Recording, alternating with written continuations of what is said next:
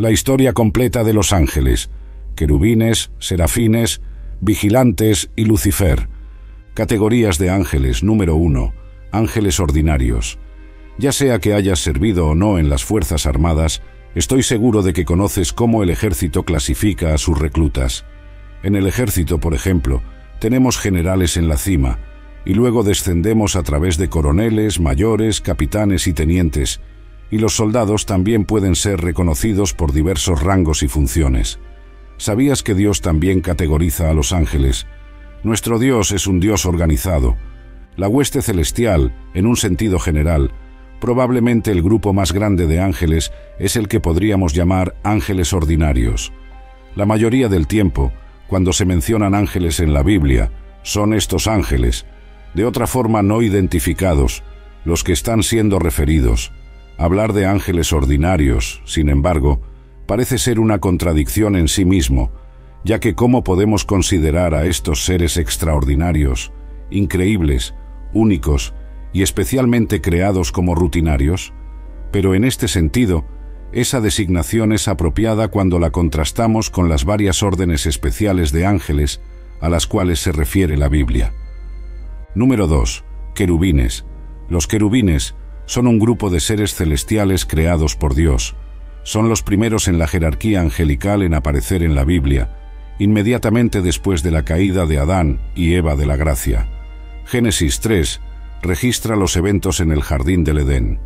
Habiendo violado el mandamiento de Dios de no comer del árbol del conocimiento del bien y del mal, sería probable que Adán y Eva extendieran sus manos y tomaran también del árbol de la vida, y comieran y vivieran para siempre. Como resultado, fueron forzados a dejar su paraíso terrenal. Pero ¿qué habría impedido que Adán regresara al jardín y desobedeciera a Dios nuevamente? La respuesta se da en este versículo. Génesis capítulo 3, versículo 24. Así, Él expulsó al hombre, y al este del jardín del Edén, posicionó al querubín y la espada flameante que giraba en todas las direcciones para guardar el camino hacia el árbol de la vida. Qué terrible situación habría sido si Adán hubiera comido del árbol de la vida, y así estuviera perpetuamente establecido en su estado caído. Dios envió un contingente de gloriosos y confiables querubines para guardar el acceso al árbol para evitar eso. No sabemos cuál fue la reacción de Adán al presenciar a estos gloriosos querubines por primera vez en la historia humana. Tal vez admiración, miedo y maravilla sean todas emociones que vienen a la mente. Adán se dio cuenta de que su transgresión lo había cortado de la compañía y presencia de un Dios santo. Curiosamente, la siguiente ocurrencia de los querubines en la Biblia involucra recuperar lo que se perdió. Moisés, en Éxodo 25, recibió instrucciones específicas y detalladas sobre cómo hacer varios artículos de mobiliario que serían usados en el tabernáculo. El arca de la alianza y el propiciatorio, donde Dios prometió encontrarse y comulgar con Moisés, fueron los primeros en ser detallados. ¿Qué quería Dios que fuera sobre o encima del propiciatorio? Representaciones doradas de los querubines. La siguiente es la intrigante descripción de Dios a Moisés, Éxodo capítulo 25, versículos de 10 a 13. Ahora debían construir un arca de madera de acacia de 2 codos y medio de largo, 1 codo y medio de ancho y 1 codo y medio de alto. Debes revestirla con oro puro por dentro y por fuera. Debes revestirla. Debes hacer un molde de oro alrededor de ella. También debes fundir 4 argollas de oro para ella y prenderlas en sus 4 patas. 2 argas estarán en un lado de ella y 2 argollas en el otro lado de ella. Y debes hacer varas de madera de acacia y revestirlas con oro. Qué visión increíble debió haber sido la de los querubines asociada a la misma presencia de Dios. De estas 2 fuentes en la Biblia, parece que la principal responsabilidad de los querubines puede ser declarar la pecaminosidad del hombre y proteger la presencia de Dios de los hombres pecadores. Por más que Adán deseara retornar al jardín del Edén, los querubines le recordaban que había quebrado la ley de Dios. El sumo sacerdote de Israel tenía permiso de entrar al Santo de los Santos una vez al año para contemplar el propiciatorio. Estoy seguro de que debió sentir en cada ocasión: no pertenezco aquí en la santa presencia de Dios, pues soy un pecador. Los querubines son seres reales y poderosos. No obstante, los querubines en la Biblia eran frecuentemente representativos de cosas celestiales. Fueron integrados al diseño del Arca de la Alianza y del Tabernáculo por orden de Dios. Ezequiel capítulo 10, versículos 8 a 14. Los querubines parecían tener algo como una cabeza humana bajo sus alas. Entonces miré, y he aquí que al lado de los querubines había 4 ruedas, una rueda al lado de cada querubín, y la apariencia de las ruedas era como el brillo de la piedra de Tarshish. En cuanto a su apariencia, todas las 4 tenían la misma similitud, como si una rueda estuviera dentro de otra rueda. Cuando se movían, iban en cualquiera de sus 4 direcciones sin girar mientras se movían, pero seguían la dirección hacia la cual se volvían sin girar mientras se movían. Y todo su cuerpo, sus espaldas, sus manos, sus alas y las ruedas estaban cubiertas de ojos alrededor. Las ruedas pertenecían a todos los 4. Las ruedas eran llamadas, como yo oí, las ruedas giratorias, y cada uno tenía 4 caras. La primera cara era la cara de un querubín, la segunda cara era la cara de un humano, la tercera la cara de un león, y la cuarta la cara de un águila. Los querubines se muestran en Ezequiel 10 como teniendo no solo alas y manos, sino también estando llenos de ojos, rodeados por ruedas dentro de ruedas.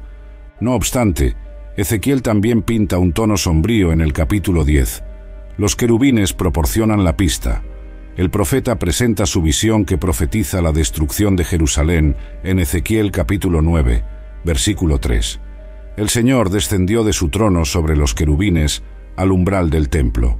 Justo en el capítulo 10, versículo 1, Él regresa nuevamente para asumir su lugar sobre ellos en la calma antes de la tormenta.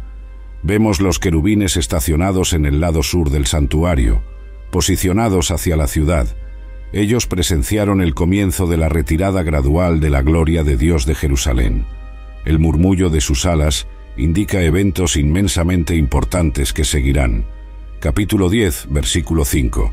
Entonces los querubines se erigen en preparación para la partida.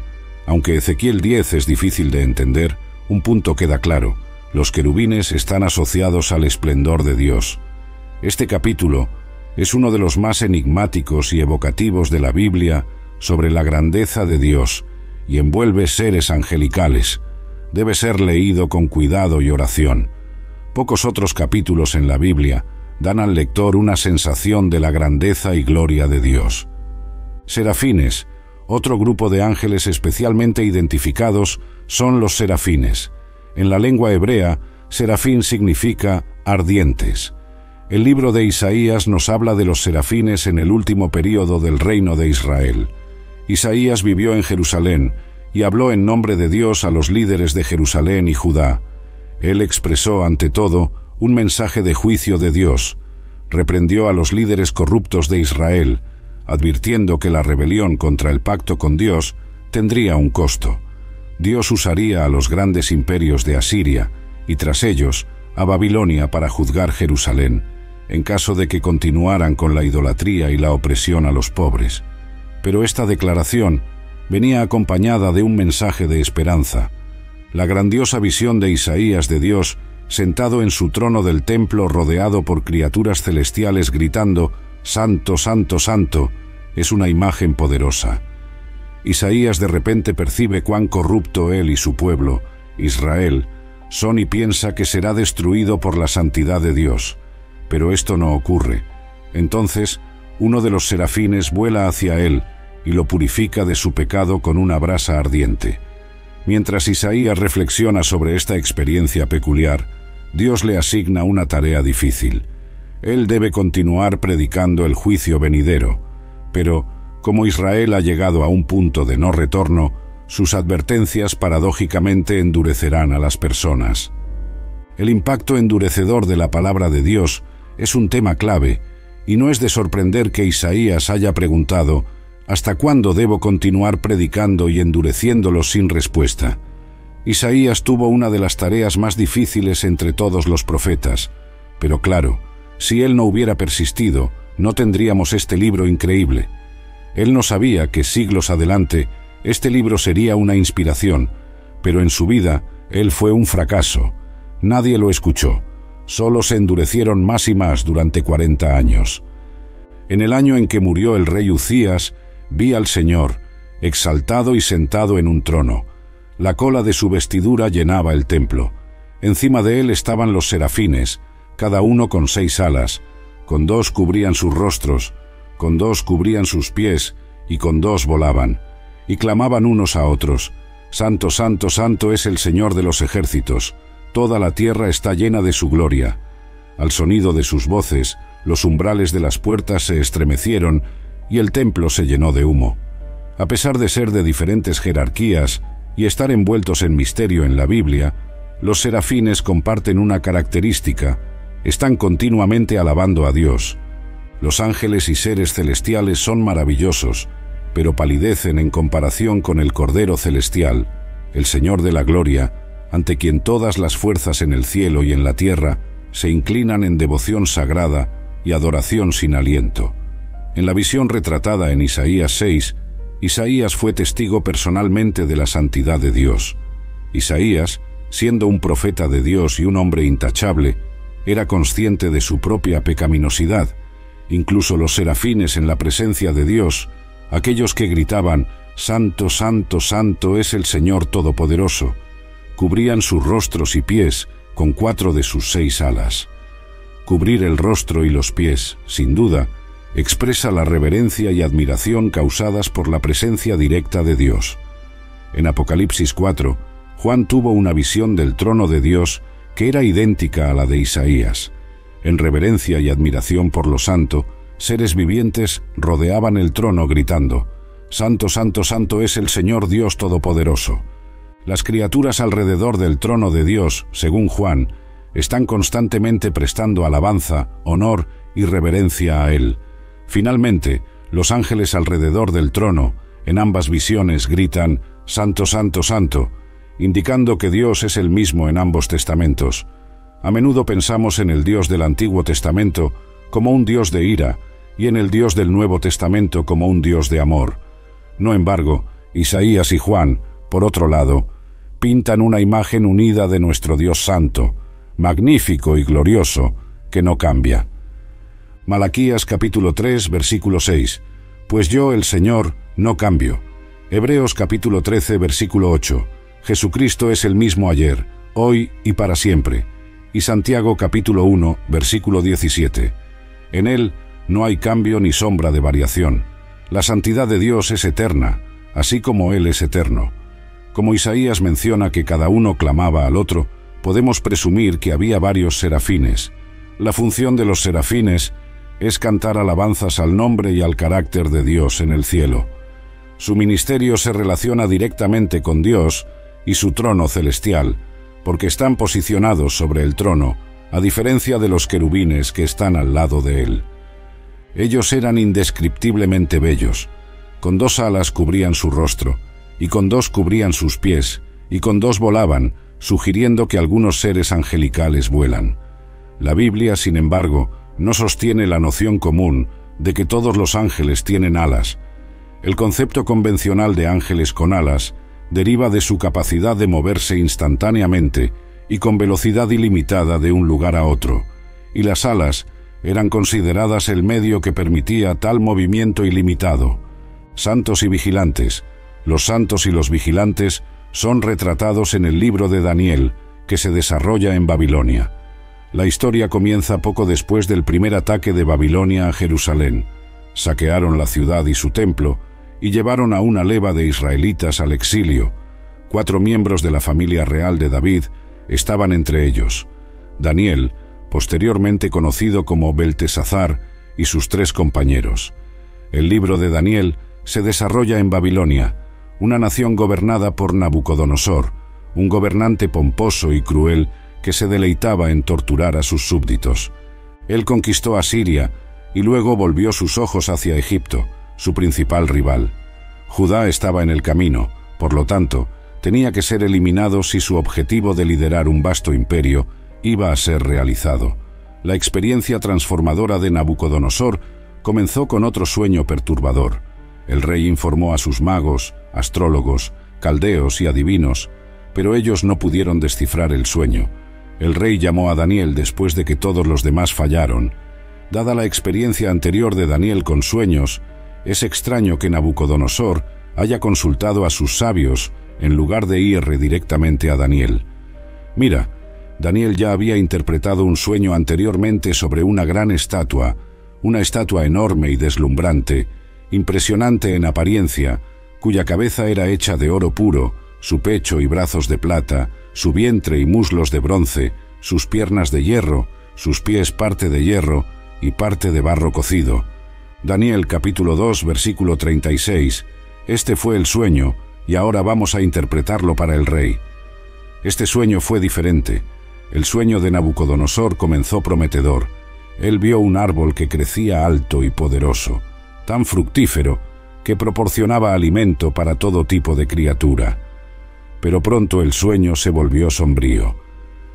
Nabucodonosor, estando a gusto en mi casa y floreciendo en mi palacio, tuve un sueño que me asustó.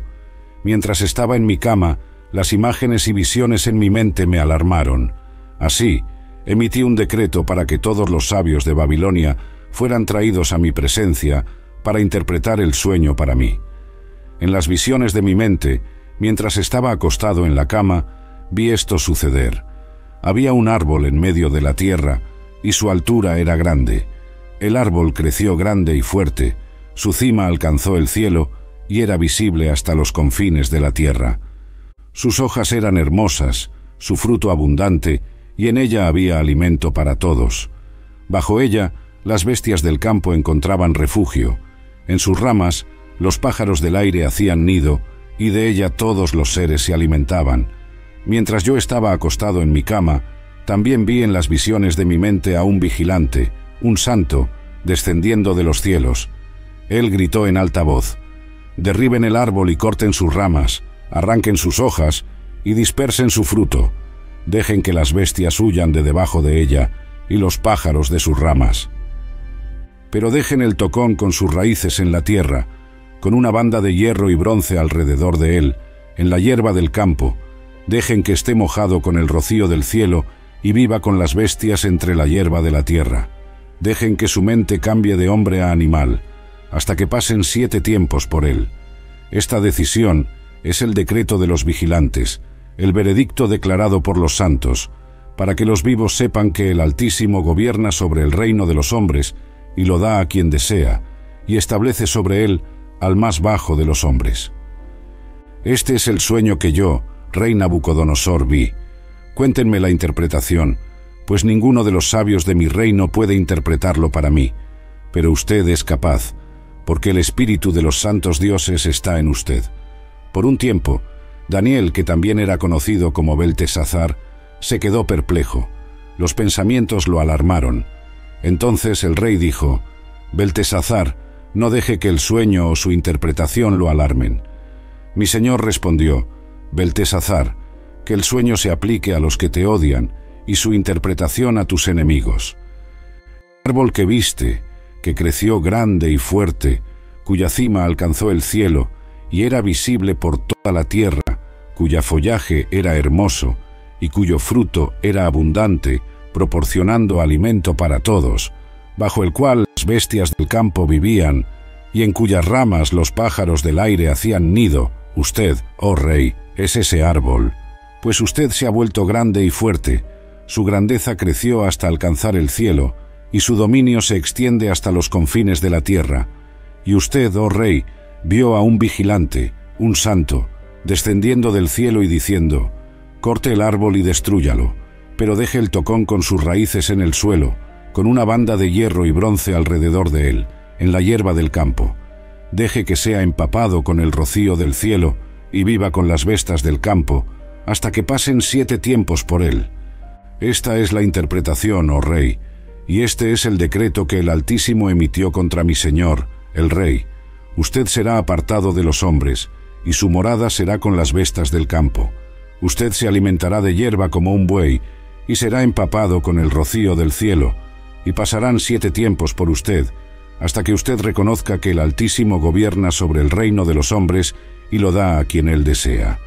En cuanto a la orden de dejar el tocón del árbol con sus raíces, su reino le será restaurado tan pronto como usted reconozca que el cielo gobierna.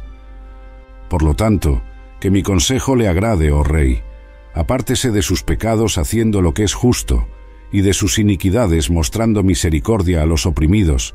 Quizás haya una extensión de su prosperidad. Todo esto sucedió al rey Nabucodonosor 12 meses después, mientras él paseaba en la terraza del Palacio Real de Babilonia. El rey exclamó: ¿No es esta la gran Babilonia que yo mismo construí por el poder de mi fuerza, como residencia real y para la gloria de mi majestad?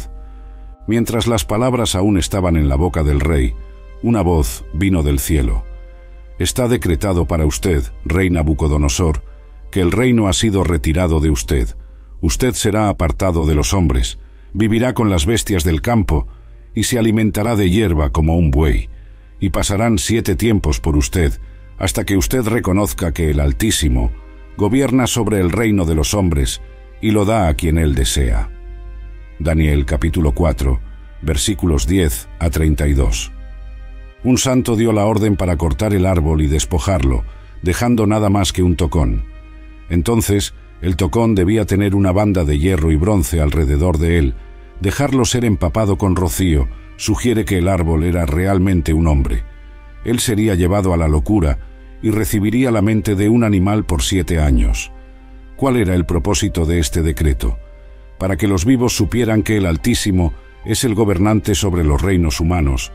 Dios aparentemente reveló a Daniel lo que el sueño significaba tan pronto como Nabucodonosor terminó de contarlo, pues la interpretación dejó a Daniel aturdido por un momento. Él no deseaba mal al rey. Quería verlo llegar al arrepentimiento ante Dios y evitar este terrible juicio contra el rey. Daniel dio al rey la buena noticia, seguida por la locura. Nabucodonosor no era solo el árbol, sino también sería el tocón. La última palabra en la visita de Daniel fue su sincero apelo para que Nabucodonosor se arrepintiera y se lanzara a la misericordia de Dios. Curiosamente, no hubo respuesta alguna del rey en ese momento. El arrepentimiento había funcionado para el rey Acab, después de que él mató a un hombre por su propiedad, tras una advertencia de Elías. Dios pospuso la caída de su reino para que él no viera eso suceder hasta después de su muerte. Él se comportó de la manera más vil al seguir ídolos, como los amorreos que el Señor había expulsado antes de Israel. Cuando Acab oyó estas palabras, rasgó sus ropas, se vistió de saco y ayunó. Se acostó en saco y anduvo humildemente. Entonces la palabra del Señor vino a Elías, el tisbita: ¿Has visto cómo Acab se ha humillado ante mí? Porque él se ha humillado, no traeré esa calamidad en sus días, sino en días de su hijo. Primeros Reyes, capítulo 21, versículos 25 a 27. Nabucodonosor falló en hacer eso. Nabucodonosor parecía haber olvidado la advertencia de Dios sobre su arrogancia. La extensión de 12 meses de la gracia de Dios no tuvo efecto en la decisión del rey de arrepentirse. Si algo, el retraso lo ayudó a creer que había escapado sin castigo. ¿No es esta la gran Babilonia que construí por mi vasto poder y para la gloria de mi majestad? En otras palabras, él había alcanzado el pico de su orgullo y estaba felicitándose por la belleza del imperio que había construido. Pero, justo entonces, una voz del cielo habló, anunciando el juicio que Nabucodonosor había visto previsto en su sueño. Él fue inmediatamente tomado por un tipo de locura que lo hizo actuar y vivir como un animal. Nabucodonosor hizo una declaración que era considerablemente diferente de su anterior, una vez que su largo castigo terminó. Él alabó al Altísimo diciendo: «Su dominio es un dominio eterno. Él hace lo que quiere, nadie puede detener su mano». Hay varias cosas que podemos aprender de los vigilantes y los santos. Primero, ellos son agentes de Dios en el juicio. Él llamó en alta voz: «Corte el árbol y pode sus ramas, arranque sus hojas y disperse sus frutos». La decisión es anunciada por mensajeros. Los santos declaran el veredicto para que los vivos sepan que el Altísimo es soberano sobre todos los reinos de la tierra y los da a quien desea, y establece sobre ellos al más humilde de los hombres. Daniel, capítulo 4, versículos 14 a 17. Según la Biblia, los ángeles han trabajado a lo largo de la historia para ejecutar juicios, dirigiendo los destinos de las naciones que desobedecieron a Dios. Por ejemplo, Dios usó ángeles para dispersar al pueblo de Israel por causa de sus pecados. También usó ángeles para destruir Sodoma y Gomorra, así como Babilonia y Nínive. Al final, los ángeles también administrarán juicios sobre individuos que rechazaron el amor de Dios al final de los tiempos. Las fuerzas angelicales son descritas como ejecutores de los juicios de Dios por el escritor de Hebreos, quien los llama espíritus ministradores y una llama de fuego. Hebreos, capítulo 1, versículo 7. Los ángeles administran el juicio en conformidad con los principios de justicia de Dios. La Biblia nos presenta varias imágenes de ángeles adorando a Dios. Ya hemos visto al serafín proclamando a Dios como santo, santo, santo en Isaías, capítulo 6, versículo 3. Y en Apocalipsis leemos: «Y oí la voz de muchos ángeles alrededor del trono, y de los seres vivientes y de los ancianos, y el número de ellos era 10.000 veces 10.000, y miles de miles, diciendo en alta voz: Digno es el Cordero que fue sacrificado de recibir el poder, y riquezas, y sabiduría, y fuerza, y honor, y gloria, y bendición». Apocalipsis capítulo 5, versículos 11 y 12. Los ángeles proporcionan un buen modelo para nosotros seguir. ¿Cuántas veces nos apresuramos en servir a Dios o a los demás, tal vez de una forma buena y necesaria, y descuidamos la adoración a Dios y adorarlo? Claro, debemos dar a Dios y a los demás todo nuestro esfuerzo y servicio, pero antes de eso, necesitamos pasar tiempo en su presencia, afinando nuestros corazones. El puesto de arcángel es ocupado por solo un ángel en el registro bíblico. Entonces ese ángel es el más prominente entre todos los ángeles santos. El nombre del arcángel es Miguel. Este nombre plantea la pregunta: ¿quién es como Dios? Las tres grandes misiones del arcángel Miguel comienzan con la defensa del cuerpo de Moisés. Miguel es probablemente el ser angelical más conocido mencionado en la Biblia. Sabemos que Miguel es un arcángel, pero ¿qué implica ese papel específico para él? ¿Cuáles son sus logros, sus responsabilidades y cómo encaja en el ejército celestial que Dios ha reunido? Dios eligió retener mucha información de nosotros sobre los eventos que llevaron a la muerte de Moisés. Dios le dio una visión de la tierra prometida, aunque era imposible para él pisar allí. Moisés miró hacia la tierra prometida mientras estaba en la cima de Nebo, que forma parte de una cadena montañosa conocida como Pisga, ubicada en lo que ahora es la nación moderna de Jordania. Moisés no fue autorizado a entrar en la tierra prometida porque había desobedecido a Dios. Judas 9 describe una ocasión en que Miguel, el arcángel, estaba en desacuerdo con el diablo sobre el cuerpo de Moisés. Parece que hubo una disputa sobre el cuerpo de Moisés, y Judas indica que Miguel, el arcángel, triunfó en este conflicto apelando a la autoridad del Señor, diciendo: «El Señor te reprenda». Sin embargo, no está totalmente claro por qué Miguel luchó contra Satanás por el cuerpo de Moisés. Algunas personas creen que el diablo pretendía usar el cuerpo de Moisés como un objeto de adoración para intentar que Israel se involucrara en idolatría. La segunda misión del arcángel Miguel es luchar contra el príncipe de Persia, mencionado solo en Daniel, capítulo 10. Esta sección altamente apocalíptica del libro de Daniel es, por lo tanto, al menos parcialmente simbólica. El príncipe de Persia es más probablemente una referencia a un ser espiritual maligno que gobernaba Persia en la antigüedad. El profeta Daniel tuvo una visión preocupante sobre una gran guerra y entró en un período de luto, ayuno y oración de 3 semanas. Dios envió un mensajero celestial para explicar la visión en respuesta a la oración de Daniel. Daniel capítulo 10, versículos 10 a 14. Entonces, he aquí que una mano me tocó y me hizo temblar sobre mis rodillas y palmas de las manos. Y él me dijo: Daniel, hombre muy amado, entiende las palabras que yo te hablo y ponte en pie, pues ahora he sido enviado a ti. Y cuando él dijo esta palabra, me puse en pie, temblando. Entonces él me dijo: no temas, Daniel, pues desde el primer día en que dispusiste tu corazón a entender y a humillarte ante tu Dios, tus palabras fueron oídas, y yo he venido por causa de tus palabras. Pero el príncipe del reino de Persia me resistió 21 días. Entonces Miguel, uno de los principales príncipes, vino para ayudarme, pues yo estaba detenido allí con los reyes de Persia. Ahora he venido para hacerte entender lo que acontecerá a tu pueblo en los últimos días, pues la visión se refiere a muchos días aún por venir. Aquí tenemos una visión del conflicto espiritual en el reino celestial. Daniel estaba orando y ayunando por 3 semanas, y un ángel fue enviado desde el primer día en respuesta, pero el ángel fue impedido por una figura llamada Príncipe del Reino de Persia, que lo opuso por 21 días, exactamente durante el período en que Daniel estaba ayunando y orando.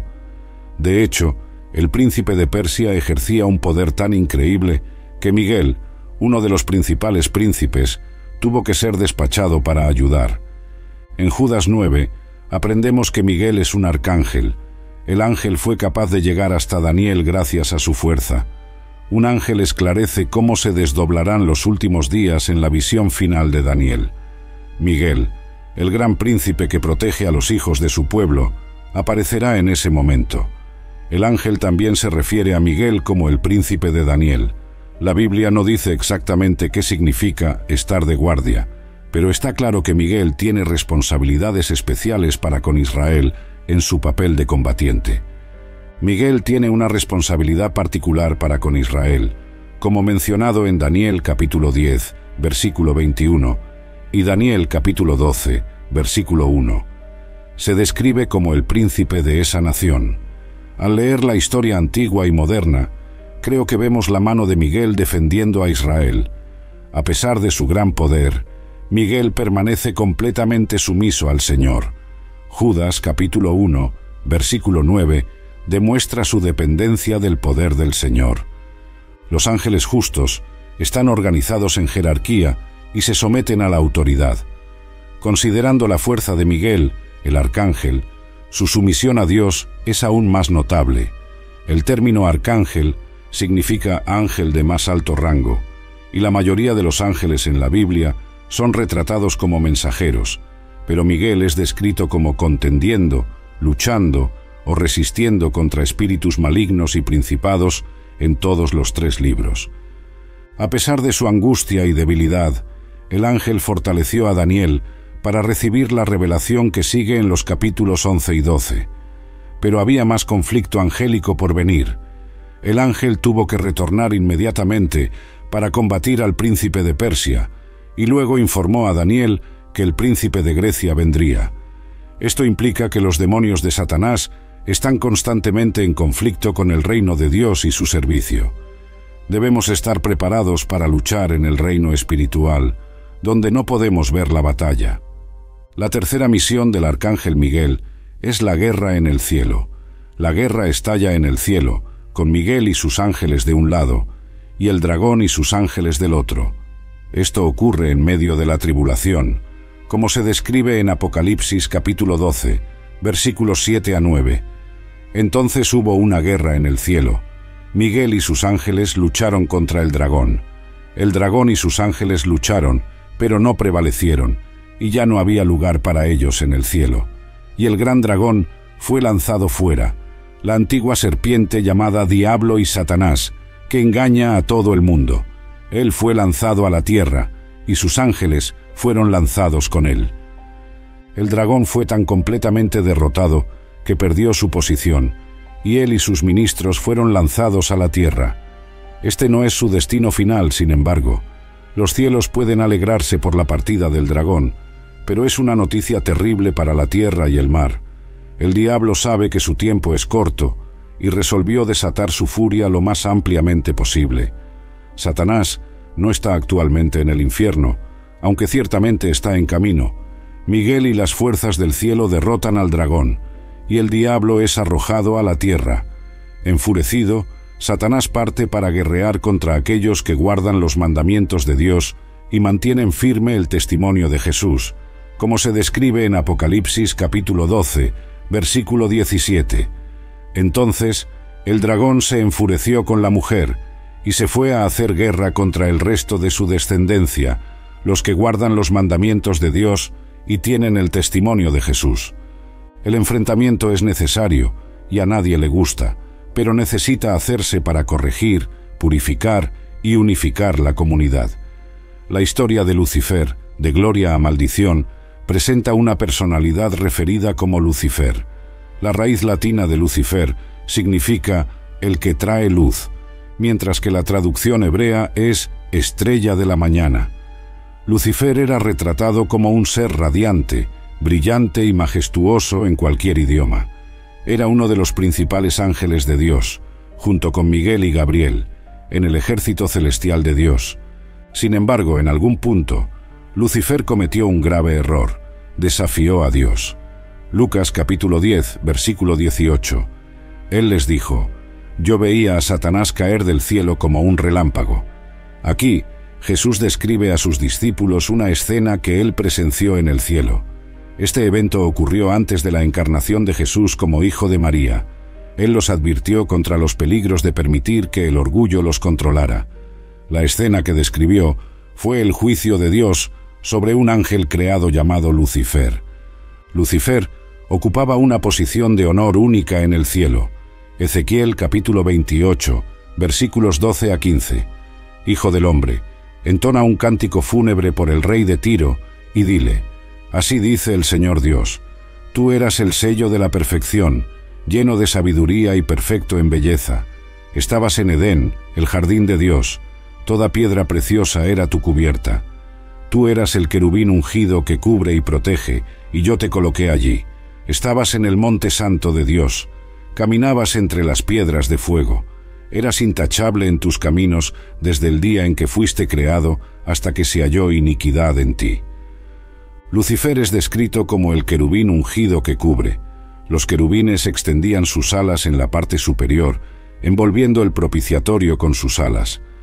Ellos se enfrentaban, y los rostros de los querubines estaban dirigidos hacia el propiciatorio. Lucifer era ejemplar en belleza. El orgullo lo llevó a desafiar a Dios y buscar un lugar de igualdad con Dios. Aparentemente, Lucifer tenía autoridad sobre un grupo de ángeles y logró alienar a algunos de ellos de su lealtad a Dios, llevándolos a unirse a él en su rebelión contra Dios. En respuesta, Dios expulsó a Lucifer y a sus compañeros rebeldes de su presencia. Para describir las actividades de Lucifer, al convertir a algunos ángeles contra Dios a través de su esquema persistente, Ezequiel capítulo 28, versículos 16 a 19, explica: por la abundancia de tu comercio, estabas lleno de violencia en tu interior, y pecaste. Por eso te expulsé como una cosa profana del monte de Dios. Te destruí, oh querubín guardián, del medio de las piedras de fuego. Tu corazón se enorgulleció por causa de tu belleza. Corrompiste tu sabiduría por causa de tu esplendor. Te arrojé a la tierra, te expuse ante los reyes, para que te contemplen. Profanaste tus santuarios por el gran número de tus pecados y por la injusticia de tu comercio. Por eso, hice salir fuego de tu interior, que te consumió, y te reduje a cenizas en la tierra, a la vista de todos los que te observaban.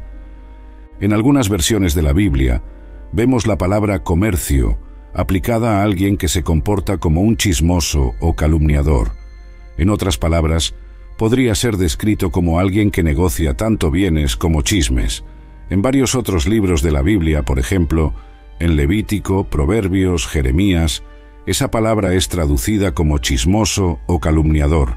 Por ejemplo, en Proverbios capítulo 20, versículo 19, esta práctica de ser chismoso está íntimamente ligada a quien se lisonjea con los labios. Se nos advierte contra ambos tipos de personas. Quien anda chismeando revela secretos. Por tanto, no te asocies con quien se abre mucho en los labios. Aparentemente, eso ilustra exactamente lo que Lucifer hizo. Él circuló entre los seres angelicales creados y promovió una rebelión organizada contra Dios. Yo te daré una posición mucho más responsable en la administración del universo. El diablo nunca necesitó cambiar sus tácticas, sea en el cielo o en la tierra, por una simple razón, porque aún funcionan. Todo este proceso no ocurrió de repente, o incluso en pocos días. No tenemos cómo medir el tiempo que llevó para que Lucifer promoviera su rebelión, pero fue tiempo suficiente para que él organizara una revuelta cuidadosamente planeada contra Dios y convenciera a un tercio estimado de los ángeles a unirse a él. Esta estimativa se basa en una declaración sobre Satanás en la Biblia, Apocalipsis capítulo 12, versículo 4, y su cola arrastró la tercera parte de las estrellas del cielo y las lanzó a la tierra. Como un maestro de la calumnia o chismoso, él continúa buscando socavar varias formas de autoridad que Dios ha establecido, tanto en la Iglesia como en el mundo. Cuando Lucifer fue expulsado del cielo, él no detuvo su rebelión, sino que continuó estableciendo un reino propio en oposición al reino de Dios.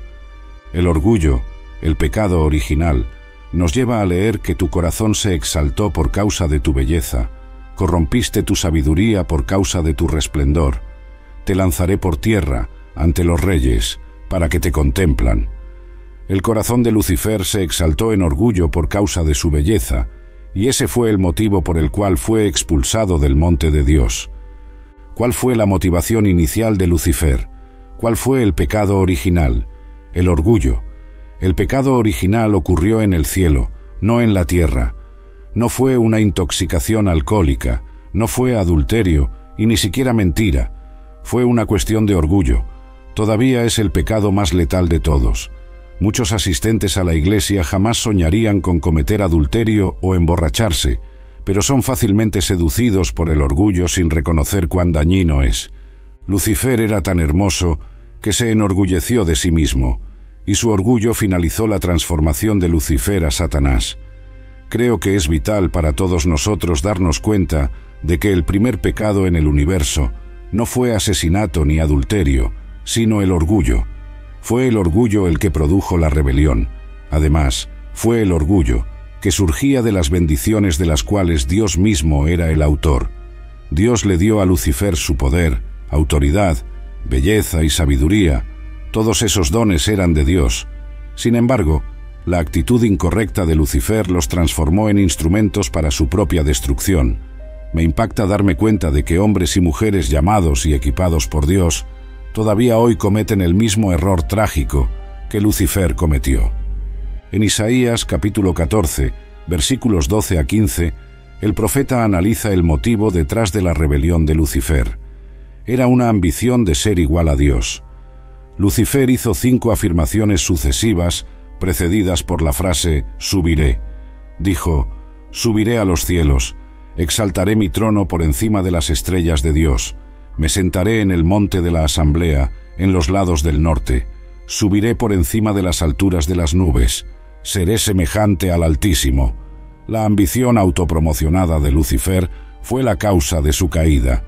La Escritura nos enfrenta con un contraste deliberado entre Lucifer y Jesús. Lucifer no estaba en la forma de Dios, era un ser creado. No tenía derecho a ser igual a Dios, pero ambicionó la igualdad con Dios, y al alcanzarla cayó. Por otro lado, Jesús era divino por naturaleza eterna y gozaba de igualdad con Dios. Por eso, Dios lo exaltó al lugar más alto y le dio el nombre que está sobre todo nombre, para que al nombre de Jesús se doble toda rodilla en el cielo, en la tierra y debajo de la tierra, y toda lengua confiese que Jesucristo es el Señor, para gloria de Dios Padre. Dios lo exaltó grandemente y le dio un nombre que está sobre todo nombre. Al nombre de Jesús toda rodilla se doblará, de los que están en los cielos, esto es, todos los ejércitos creados que sirven a Dios en su cielo, de los que están en la tierra. Esto significa que, en última instancia, toda criatura en la tierra se someterá a la autoridad de Cristo.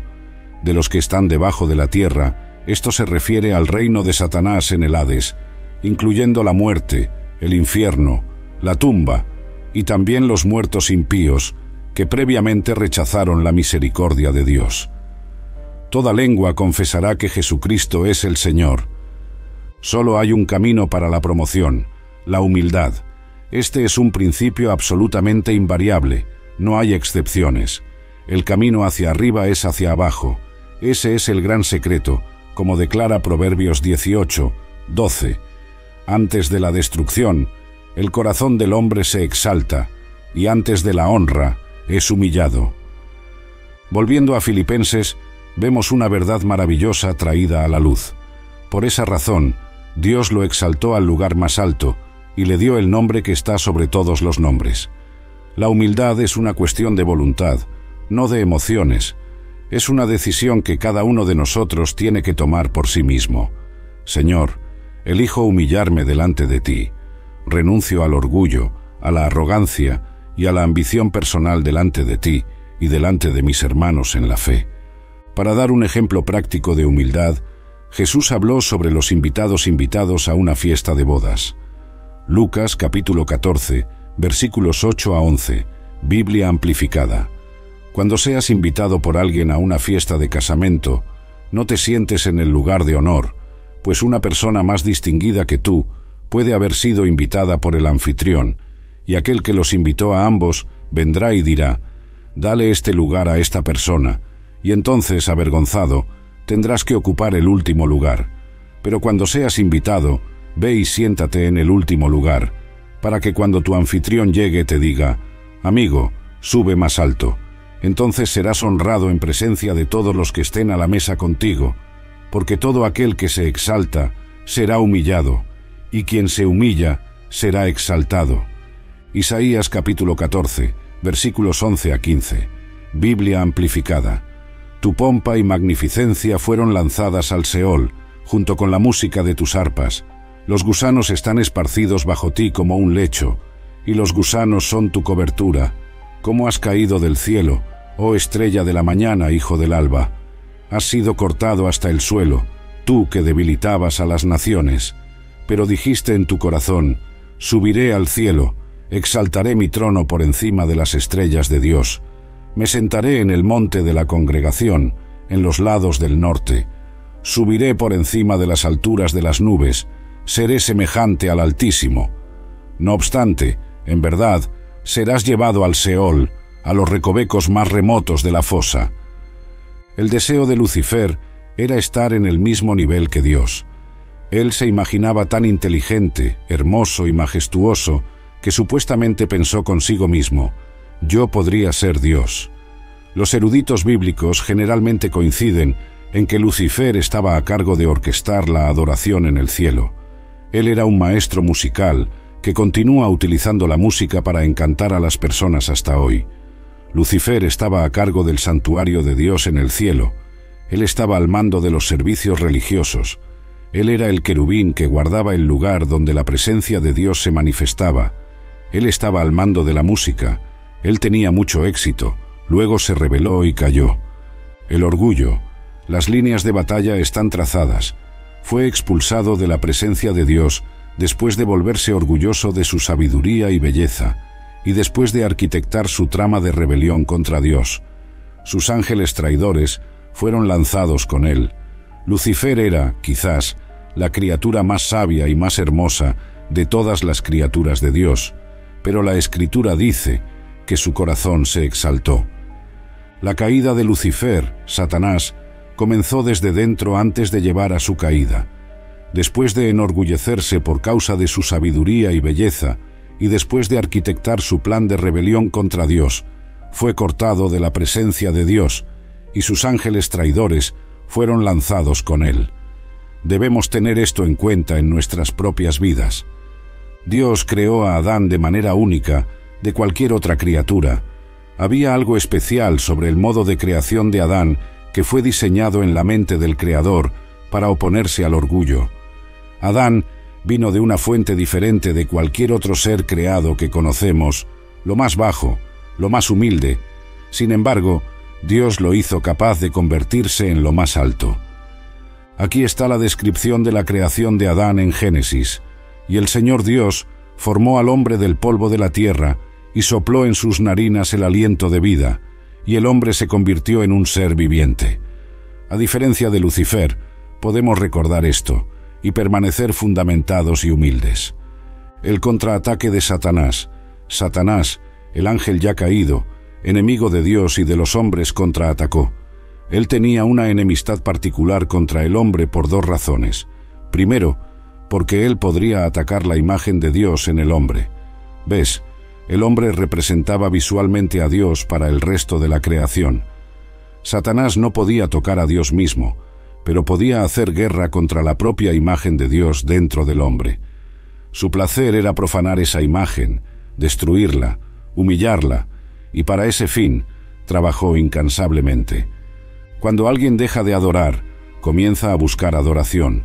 El cielo es demasiado pequeño para dos objetos de adoración, y está escrito en Judas, versículo 1, que los ángeles que no mantuvieron su primer estado fueron lanzados hacia abajo. La lección de la caída de Lucifer es clara. Cuando te niegas a adorar, caes. Si quieres ser un cristiano decadente, sé demasiado orgulloso para adorar. El orgullo es un camino rápido hacia abajo. El diablo, que fue la estrella de la mañana, un ser angelical encantador que cayó de los cielos, se rebeló contra Dios, convirtiéndose en el enemigo supremo de Dios. Lo que no transformas en alabanza, se transforma en orgullo, y nunca fuimos creados para eso. Cuanto más subimos, más debemos dar la gloria a Dios, el honor a Dios.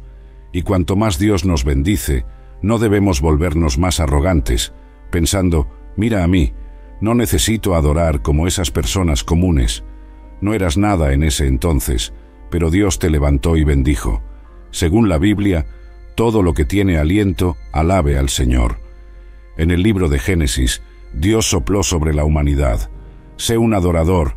Si tienes la vida de Dios en ti, entonces alaba al Señor.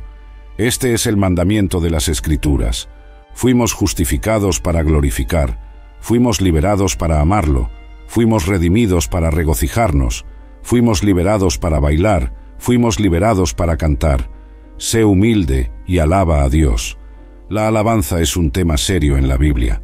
Sin embargo, hay quienes lo tratan de manera frívola e incluso se burlan de él, incluso en la iglesia.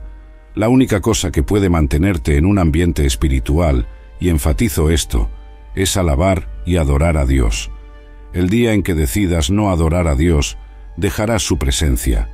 Un pez no puede sobrevivir sin agua. El cuerpo humano no puede sobrevivir sin oxígeno, y un cristiano no puede sobrevivir sin alabar y adorar a Dios. Tendrás que agradecer a Dios más temprano que tarde. Tendrás que aprender a aplaudir y decir aleluya más temprano que tarde. Alabado sea Dios. Gracias, Señor Jesús. Te adoro, Señor. Alabado sea Dios. De todos modos, más temprano que tarde, si no lo haces, no estarás en la presencia de Dios y perecerás. Gabriel es uno de los ángeles más conocidos mencionados en la Biblia. El nombre Gabriel significa héroe de Dios, el poderoso, o Dios es grande en hebreo. A menudo se le menciona en las Escrituras como el mensajero de Jehová, o el mensajero del Señor. A pesar de esto, la Biblia nunca se refiere a él como un arcángel. A pesar de eso, las referencias bíblicas a su trabajo son más frecuentes que las de Miguel. El ministerio de Gabriel es esencialmente el de un mensajero misericordioso y prometedor de Dios. Aparece 4 veces en la Biblia, cada vez trayendo buenas noticias. Daniel capítulo 8, versículo 16. Daniel capítulo 9, versículo 21. Lucas capítulo 1, versículos 19 y 26. No obstante, las revelaciones de Gabriel son cruciales para el desenvolvimiento de los planes, propósitos y juicios de Dios. Nuestra primera visión de Gabriel en la Biblia ocurre en Daniel capítulo 8, versículos 15 a 16, donde es encargado de transmitir un mensaje de la sala de situación del cielo, revelando el plan de Dios para la historia a Daniel. Él dijo: «Entiende la visión». Era un tiempo de desesperación para la nación cuando Gabriel vino a Daniel con el mensaje de esperanza. Su nombre, Dios es mi fuerza, o el poderoso, testificaba al Dios todopoderoso, que estaba a punto de liberar a su pueblo del cautiverio y traerlos de vuelta a la tierra prometida. La primera aparición de Gabriel en el Nuevo Testamento ocurre en Lucas capítulo 1. Dios determinó que un profeta debería preceder al Mesías para proclamar su venida y preparar los corazones y mentes del pueblo para él. Por lo tanto, la narrativa del involucramiento angelical en la vida de Cristo debe comenzar antes incluso de que miremos a María y José. Decidido en su sabiduría y soberanía, Dios quiso que el nacimiento de ese profeta fuera un milagro por sí mismo. Zacarías estaba esperando ante el Señor en el templo, cuando de repente un ángel del Señor apareció al lado derecho del altar del incienso. Lucas capítulo 1 versículo 11 describe este momento. Entonces un ángel del Señor apareció a él, de pie al lado derecho del altar del incienso. Cuando Zacarías lo vio, se perturbó y fue tomado por el miedo. Pero el ángel le dijo: «No temas, Zacarías, porque tu oración ha sido escuchada, y tu esposa Isabel te dará a luz un hijo, y llamarás su nombre Juan. Él será motivo de alegría y regocijo para ti, y muchos se alegrarán en su nacimiento, pues él será grande ante el Señor. Él nunca deberá tomar vino o bebida fermentada, y será lleno del Espíritu Santo desde el vientre de su madre. Convertirá a muchos de los hijos de Israel al Señor, su Dios. Él irá delante del Señor en el espíritu y poder de Elías, para convertir los corazones de los padres a los hijos y los desobedientes a la sabiduría de los justos, a fin de preparar un pueblo bien dispuesto para el Señor». Zacarías preguntó al ángel: «¿Cómo tendré certeza de esto? Pues soy un hombre viejo y mi esposa está avanzada en edad». El ángel respondió: «Yo soy Gabriel, que asisto en la presencia de Dios, y he sido enviado para hablar contigo y traerte estas buenas nuevas. Ahora quedarás mudo y no podrás hablar hasta el día en que estas cosas sucedan, porque no creíste en mis palabras, que se cumplirán en su tiempo debido». Mientras tanto, el pueblo esperaba por Zacarías y se maravillaba de su demora en el templo. Cuando salió, no podía hablar con ellos. Ellos se dieron cuenta de que había tenido una visión en el templo, pues les hacía señas y seguía mudo. Cuando su tiempo de servicio fue completado, regresó a casa. Después de eso, su esposa Isabel quedó embarazada y se recluyó por 5 meses. «Así ha hecho el Señor conmigo», dijo ella, «en los días en que miró hacia mí, para quitar mi oprobio entre los hombres». Las Escrituras detallan que los padres elegidos para el profeta eran Zacarías, un sacerdote, y su esposa Isabel. Nunca tuvieron hijos porque Isabel era estéril, y ahora ambos estaban más allá de la edad de tener hijos. Observe también cómo este relato se asemeja al caso de Abraham y Sara en Génesis capítulo 18, versículos 11 y 12. Abraham y Sara ya eran muy viejos, y Sara estaba más allá de la edad de tener hijos. Entonces Sara rió consigo misma al pensar: «Después de ya estar desgastada y mi señor ser viejo, ¿tendré aún ese placer?». Pero, como vimos anteriormente, Dios envió al ángel Gabriel a Zacarías para decirle que él y Isabel tendrían un hijo, y que este hijo sería el precursor del Mesías, Juan el Bautista. Posteriormente, cuando Juan el Bautista y Jesús partieron, Juan de hecho preparó al pueblo para Cristo, señalando sus pecados y clamando por arrepentimiento. Cuando Cristo estaba listo para iniciar su ministerio público y el trabajo de Juan estaba concluido, Juan dijo respecto a Cristo: «Vosotros mismos sois testigos de que dije: yo no soy el Cristo, pero he sido enviado delante de él». El amigo del novio, que lo espera y oye, se alegra grandemente con la voz del novio. Esa alegría es mía y está completa. Él debe crecer, yo debo disminuir. Juan, capítulo 3, versículos 28 a 30. María, entre las misiones épicas que Gabriel había emprendido para el Señor, esta ciertamente fue la mayor de todas. Fue enviado a la ciudad de Nazaret, en Galilea, a una virgen prometida en matrimonio a un hombre llamado José, descendiente de David. El nombre de la virgen era María. Qué mensaje maravilloso Gabriel tenía para entregar a aquella joven. «He aquí concebirás en tu vientre, y darás a luz un hijo, y llamarás su nombre Jesús. Él será grande y será llamado Hijo del Altísimo, y el Señor Dios le dará el trono de David, su padre». Lucas capítulo 1, versículos 31 a 32. Dios confirió tanta honra y responsabilidad a este ángel en particular. El involucramiento de Gabriel en la vida de Cristo comenzó mucho antes de que él naciera, pues su nacimiento sería un evento único, una nueva vida generada fuera del proceso humano regular, en una virgen, sin un hombre. Ciertamente, la mujer que llevaría al Cristo necesitaba ser informada anticipadamente. Ella tenía que estar preparada para un evento que sería imposible sin la ayuda de Dios. Además, incluso si el evento fuera obra del Espíritu Santo, la joven estaría sujeta al ridículo y abuso de otros en su familia y comunidad que no creyeran en la naturaleza milagrosa de la concepción. De hecho, la fornicación, que sería la única manera normal de que una mujer soltera quedara embarazada, era punible con la muerte bajo la ley mosaica. Levítico capítulo 20, versículo 10. Por lo tanto, Dios envió al ángel Gabriel nuevamente, esta vez para decirle a la Virgen María lo que estaba a punto de suceder. En el 6º mes del embarazo de Isabel, Dios envió al ángel Gabriel a la ciudad de Nazaret, en Galilea, a una virgen prometida en matrimonio a un hombre llamado José, descendiente de David. El nombre de la virgen era María.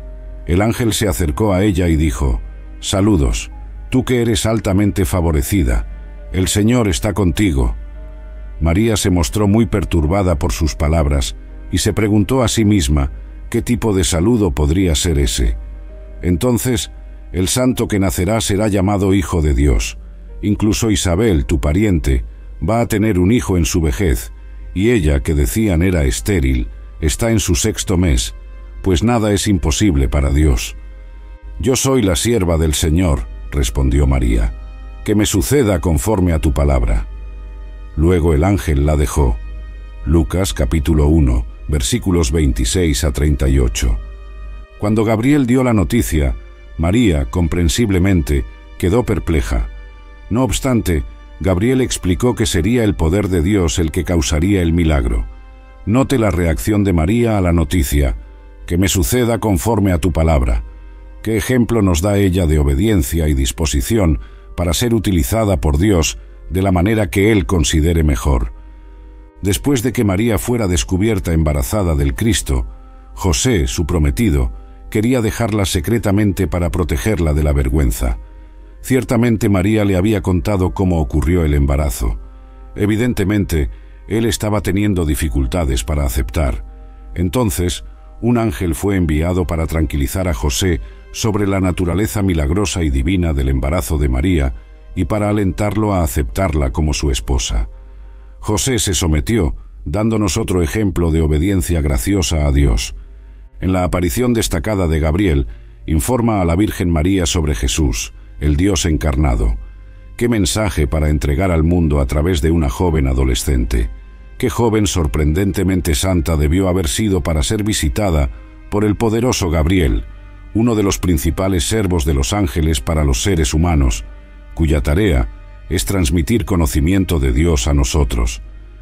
Ya hemos visto algunos casos en que los ángeles sirvieron como mensajeros de Dios. Cuando un ángel habló al rey pagano Nabucodonosor en un sueño, y cuando Gabriel profetizó los nacimientos de Juan el Bautista y del Señor Jesús. Muchas veces, los hombres necesitaron mensajes de Dios, y los ángeles los entregaron.